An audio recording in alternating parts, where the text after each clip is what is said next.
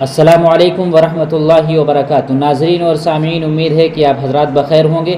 میں آپ حضرات کے ساتھ بہت ہی بہترین اور بہت ہی اچھی خبر شیئر کرنے جا رہا ہوں، جو انڈینز کے لیے بہت ہی اچھی خبر ہے۔ وہ خبر سنانے سے پہلے میں آپ حضرات سے گزارش کروں گا کہ آپ نے اگر اس ویڈیو کو ابھی تک لائک نہ کیا ہو تو لائک کر دیں، اور اگر چینل کو سبسکرائب نہ کیا ہو یا پہلی مرتبہ چینل پر آئے ہوں تو چینل کو سبسکرائب بھی کر دیں۔ سب سے پہلے تو میں ان کو مبارکباد پیش کرنا چاہتا ہوں۔ چندریان 3 کی سفلتا لینڈنگ پر اسرو کے سبھی ویگیانکوں کو بہت بہت مبارک ہو۔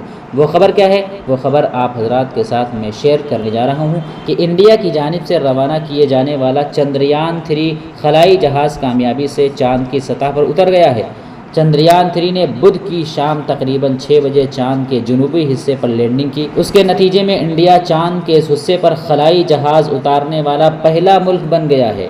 انڈیا کی خلائی ایجنسی اسرو نے کامیاب لینڈنگ کے بعد اپنے ہیڈ کوارٹر کے آپریشن سینٹر کی تصاویر بھی شیئر کی، جہاں سائنسدان اور ٹیکنیکل اسٹاف کامیاب لینڈنگ پر خوشی کا اظہار کرتے ہوئے نظر آ رہا ہے۔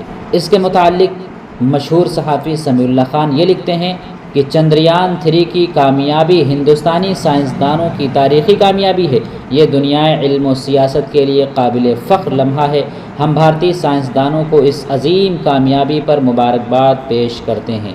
اس علمی اور سائنسی ترقی کی حوصلہ افزائی کرنا چاہیے اور اس کے بارے میں معلومات حاصل کر کے اس کے متعلق مطالعہ بھی کرنا چاہیے۔ یہ علم و سائنس کی باریکیاں سیکھنا اور کائنات کے اسرار و رموز تک رسائی حاصل کرنا بہت اچھی اور اسلامی زاویوں سے بھی ترغیب یافتہ صفت ہے، لیکن سائنسدانوں کی اس تاریخی کامیابی کی اہمیت کو سیاست کی نظر نہیں کرنا چاہیے، نہ ہی اس تاریخی لمحے کا کریڈٹ نریندر مودی جیسے علم دشمن سیاستدان کو دے کر اس کی اہمیت گھٹانا چاہیے۔